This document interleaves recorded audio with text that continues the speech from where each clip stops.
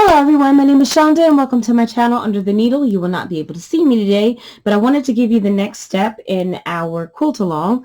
I am sorry this video is late. It was supposed to go up on Thursday, but we had some storms and we had some internet outages that delayed things. And then in additional, I had a family member that came from out of town that came to visit us on Friday, and then I had my families get together on Saturday, and so I have not been able to get around to this, and so for that I'm sorry. I do need to work on making my videos ahead of time so that I can just go ahead and post them when the time comes and not actually make them, so that is my fault. So basically what we're going to be doing today is making our half square triangles, and this is a very easy process. Basically, we are going to be using my favorite method of making half square triangles, which is the 4 at a time method. And so what we're going to do here is just layer our number 1 and our number 3 fabric 10-inch squares. Okay, so we're just going to layer them right sides together. Okay, easy peasy lemon squeezy. Then what we're going to do is we're going to put in some pins. We're going to put in a pin on each side, and what we're going to do is we are going to make sure that we put the pin in parallel to the edge, right? Because what we want to do is we're going to sew around the perpendicular. I'm sorry, that is the wrong word. We're going to sew around the edges of this 10-inch square. And so what we want to do is we want to keep the fabric from shifting, right? So if you put your pin in parallel to the edge, that doesn't stop the fabric from shifting as you are sewing and your feed dogs are pulling the fabric through. So what we want to do is we want to put our pin perpendicular to each edge. So I'm just going to put in 4 pins.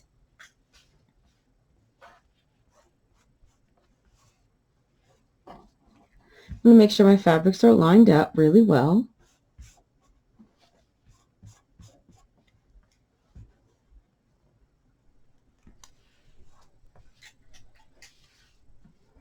Pin number 3 and pin number 4. And then, like I said, all we're going to do is sew around a 1/4 inch on all 4 sides. Now, you can, if you want to, when you get to the end, I'll show you in a moment.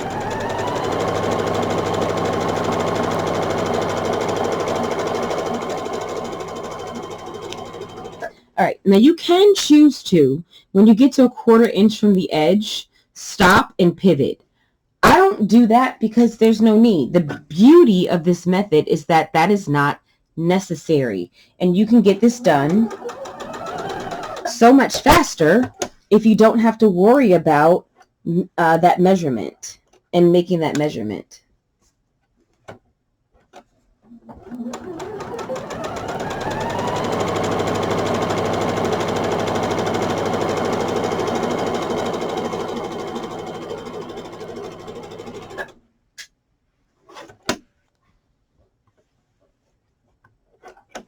All right, we're going to do our 3rd side. Oops. I'm all messed up here, guys. Sorry. But it doesn't matter because it's within my seam allowance. So I can just, I messed up. Let me move this half square triangle out the way. So I had messed up and my, I didn't align my fabric properly with the presser foot. But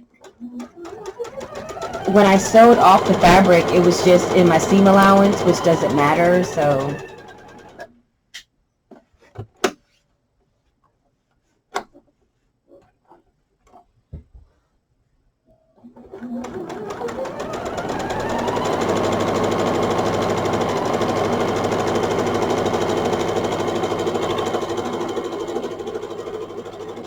Now, some people don't pin when they use this 4 at a time method. I personally just like to pin Not just the 4 at a time method, but the 8 at a time method also, because I've just found that if you don't pin, your squares will shift. And if your seam allowance is not all that great, you can have issues. So now what we want to do is I'm going to move my camera a tiny bit, sorry, is we just want to cut corner to corner. So this is trying to get it all in there, and I can't. I can't get it all in there. There we go. So I'm just going to cut from this corner to this corner. Now, if your seam allowance is accurate, then when you line up from corner to corner, your ruler is going to pass through the intersections of your seam line. If they don't, then just don't cut corner to corner. Just cut from the intersection of your seam line on each corner to the other.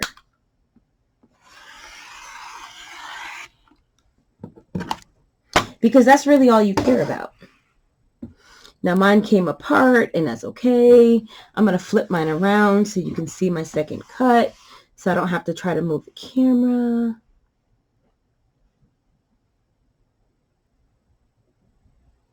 My cut was really messed up. I didn't do my cut right, but my pieces will still be fine. And then you want to do your second cut. Same thing.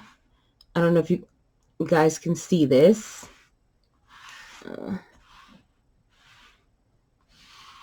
Hold on. I think my camera is flipped is the problem, and so I'm not getting everything right. And then we're going to make our second cut, corner to corner.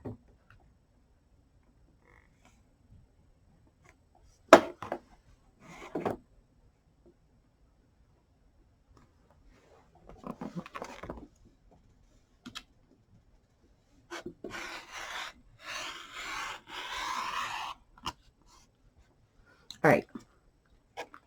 So once you make those cuts, then what you have is 4 half square triangles. I'm personally just going to press mine to this darker pink because both of my fabrics are medium. You can't see through anything. So it really doesn't matter how you press these. You just want to press them in the same direction. So that's how I'm going to press mine. And now they need to be squared up. They're going to square up to 6.5 inches. So one way to do that is with a specialty ruler. The one that I particularly enjoy is the block lock ruler because I have pressing issues. I have a tendency for this seam line to get a little wavy when I press it. So I like to press first and then square up. That is my preferred method. So I'm not going to press this right now. I'm just going to finger press it. And with the block lock, you put the words go on the side that you pressed against, that you pressed away from.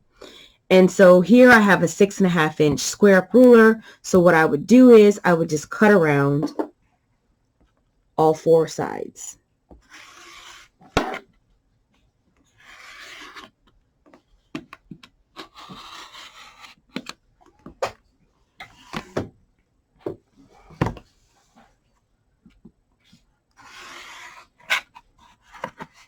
And there I have my 6.5 inch half square triangle. Or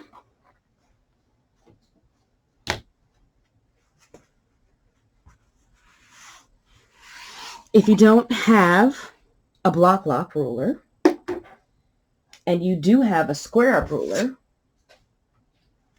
this is my 6.5 inch square up ruler.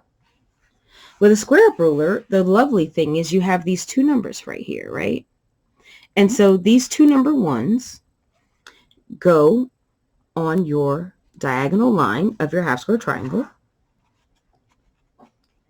Mine might be a little short because I had cut mine wrong, but it looks like we're still kind of okay. We're still mostly, yeah, we're still good. And so this is a 6.5 inch square up ruler. If this was a different size, the principle would be the same. And so what I would do with my square up ruler is I would line my ones in this corner here on my diagonal, and then I would make 2 cuts on the right side and the top. Sorry, I don't have this.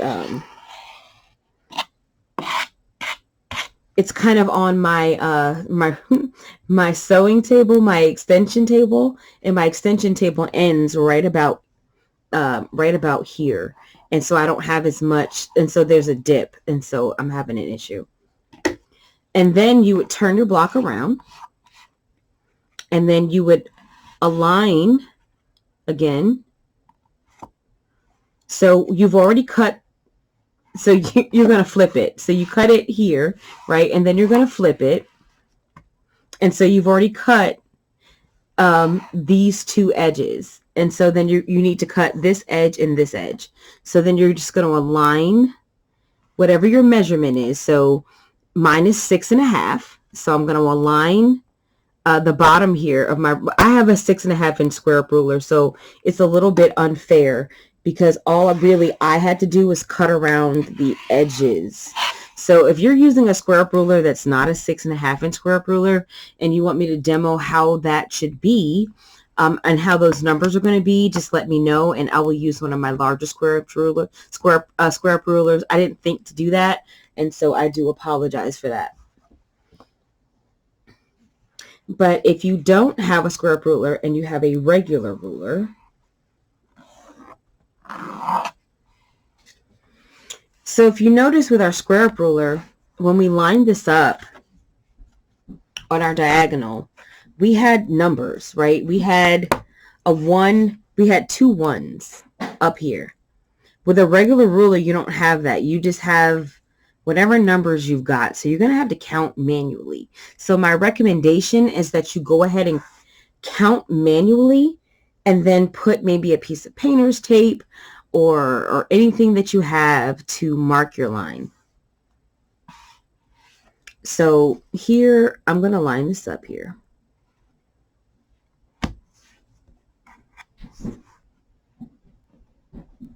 So I'm basically putting my diagonal on my diagonal. And so what you want to do is you want to slide this until you have 6.5 inches in covered, right? So here, like, this is a 12.5 inch ruler. So this is 1 inch, this is 2 inch, 3, 4, 5, 6.5. So my 6.5 line is right here. So I just want to make sure that I have fabric peeking out of that 6.5 line. And then I can go ahead and cut. And because I cut incorrectly initially, this square is a tiny bit short, and that's okay. So I went ahead and cut. And so I have here half. So that's 1.5, 2.5, 3.5, 4.5, 5.5, 6.5. So I've got fabric peeking out on the side, and I've got fabric peeking out down here. And so I've made my 2 cuts, and then I just flip it over. I flip it around, and then I want to line this up on that same 6.5 inch line that I had before, and then I want to line my diagonal up also as well. And again, that's 1, 2, 3, 4, 5, 6.5. So I just want to line this up on the half mark, and then also line my diagonal up. And then this side, which is already cut, since this is a 6.5 inch ruler, should be right at the edge of the fabric, which it is, so we're good. And then I can make my last 2 little trims. And that's it. And you can see I barely had anything, because since I miscut, when I cut my square apart, I miscut. And so that's my fault. But there was enough here, there was enough leniency that I was able to still get a 6.5-inch block. So we just need to make all of these 6.5-inch blocks, and that's it. And then once we do that, then we can lay out the quilt, and then we can sew our rows together, and then join the rows and have a full quilt. So if you guys have any questions, if there's anything that I did not cover, if there's something that I assumed was general quilt knowledge, but maybe you are a newbie and you don't know, then just let me know, and I will gladly help you out. So that's all for me today, and I will see you next video.